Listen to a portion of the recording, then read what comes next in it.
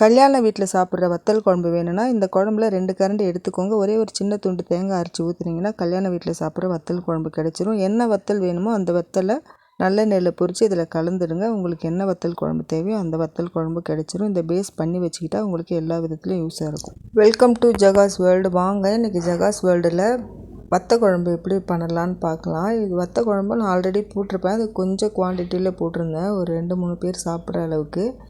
இது ஒரு 10 பேர் அளவு சாப்பிடலாம் அந்த அளவுக்கு. அது மட்டும் இல்லாமல் இது ஒரு வாரம் அளவுக்கு நம்ம எடுத்து வைக்கலாம். ஒரு வாரம் 10 நாள் வெளியவே எடுத்து வச்சுருந்து சாப்பிடலாம். ஃப்ரிட்ஜில் வச்சிங்கன்னா ஒரு மாதம் வரைக்கும் இருக்கும். அது எப்படி பண்ணலான்னு பார்க்கலாம் வாங்க.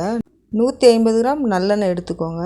1 ஸ்பூன் கடுகு, 1 ஸ்பூன் வெந்தயம் நல்லா பொரியட்டும். பொரிஞ்சதும் 1/4 கிலோ அளவுக்கு சின்ன வெங்காயம் போட்டுக்கோங்க. முழுசாக போடுங்க, கட் பண்ணி போட வேண்டாம். பூண்டும் 3 கை அளவு எடுத்து போட்டுக்கோங்க. இது ஒரு 150 கிராம் இருக்கும். 150 கிராம் 200 கிராம் கூட போட்டுக்கோங்க.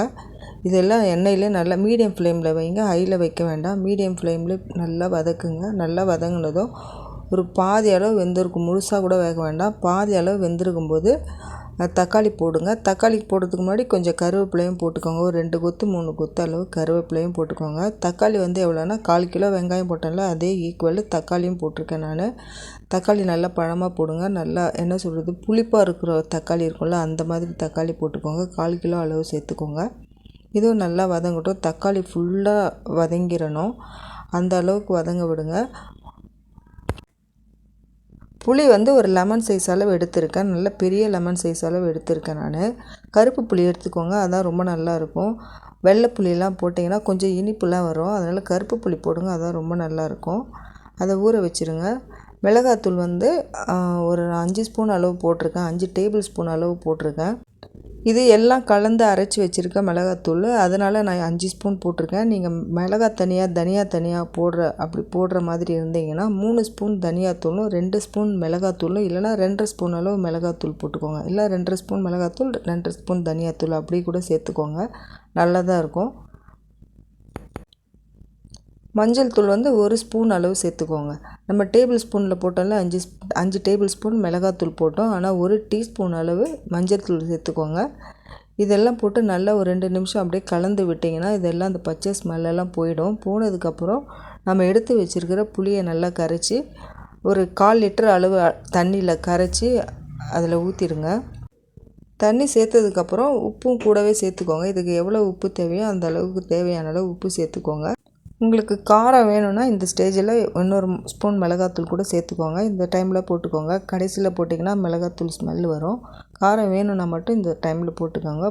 மிளகாத்தூள் போட்டதுக்கப்புறம் இன்னொரு 1/4 லிட்டர் அளவு தண்ணி சேர்த்துக்கோங்க. சேர்த்துட்டு மீடியம் ஃப்ளேமில் வச்சுருங்க. வச்சுட்டிங்கன்னா உங்களுக்கு இந்த ஸ்டேஜ் வரும்போது நீங்கள் எடுத்துட்டிங்கன்னா ஒரு 3 நாள் 4 நாள் வெளியே வச்சு நம்ம சாப்பிடலாம். இல்லைனா ஃப்ரிட்ஜில் வச்சிங்கன்னா ஒரு 10 டேஸ் வைக்கலாம். இந்த ஸ்டேஜில் எடுத்திங்கன்னா இன்னும் கொஞ்சம் நேரம் அப்படியே சிம்மில் வச்சு மூடி போட்டு விட்டுட்டிங்கன்னா அது நமக்கு 1 மந்த் வரையும் இருக்கும். இந்த ஸ்டேஜில் எடுங்க. இந்த ஸ்டேஜில் எடுத்திங்கன்னா தான் உங்களுக்கு 1 மந்த் வரையும் இருக்கும். நீங்கள் இப்போ இதை நல்லா ஆற வச்சு நல்லா டைட்டாக மூடி ஃப்ரிட்ஜில் வச்சுட்டிங்கன்னா ஒரு மாதம் வரைக்கும் கூட இருக்கும். நல்லா இருக்கும், எந்த ஸ்மெல்லும் வராது, கெட்டும் போகாது. நீங்கள் வெளியில் வச்சிங்கன்னா 1 வீக் 10 டேஸ் வரையும் இருக்கும்.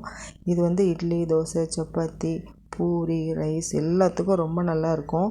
நமக்கு ஆல்ரெடி நிறைய பேருக்கு தெரியும் வத்த குழம்பு எப்படி பண்ணுறதுன்னு. நீங்கள் இந்த மாதிரி பண்ணி பாருங்கள். இதில் நிறைய இன்க்ரீடியன்ஸும் நம்ம போடலை, கையில் நிறைய பொருளை அரைச்சும் போடலை, ஆனால் ரொம்ப குழம்பு நல்லாயிருக்கும். இந்த மாதிரி நீங்கள் செய்து வச்சுட்டு உங்களுக்கு என்ன வத்தல் குழம்பு தேவையோ அந்த வத்தலை நல்லெண்ணெயில் பொரித்து இதில் கலந்துட்டிங்கன்னா உங்களுக்கு அந்த வத்த குழம்பு கிடச்சிரும். உங்களுக்கு தேங்காய் வேணும்னா, ஒரு சிலர் தேங்காய் இருந்தால் தான் பிடிக்கும் வத்தல் குழம்புல. அப்படி வேணும்னா நீங்கள் இதில் ஒரு 2 கரண்டி எடுத்து போட்டிங்கன்னா ஒரு சின்ன துண்டு தேங்காய் அரைச்சி போட்டு அப்படியே யூஸ் பண்ணலாம். உங்களுக்கு இந்த கல்யாணத்துலலாம் சாப்பிடுவோம்ல அந்த மாதிரி வத்தல் குழம்பு கிடைக்கும். நீங்கள் இந்த மாதிரி ட்ரை பண்ணி பாருங்கள், கண்டிப்பாக பிடிக்கும். எப்படி இருந்ததுன்னு எனக்கு கமெண்ட்ஸில் சொல்லுங்கள். என்னோடய வீடியோஸ் நிறைய பேர் பார்த்துட்டு வரீங்க, ரொம்ப சந்தோஷமாக இருக்குது. இந்த வீடியோவும் பார்த்து பிடிச்சிருந்தா ஒரே ஒரு லைக் மட்டும் போடுங்க. தேங்க்யூ.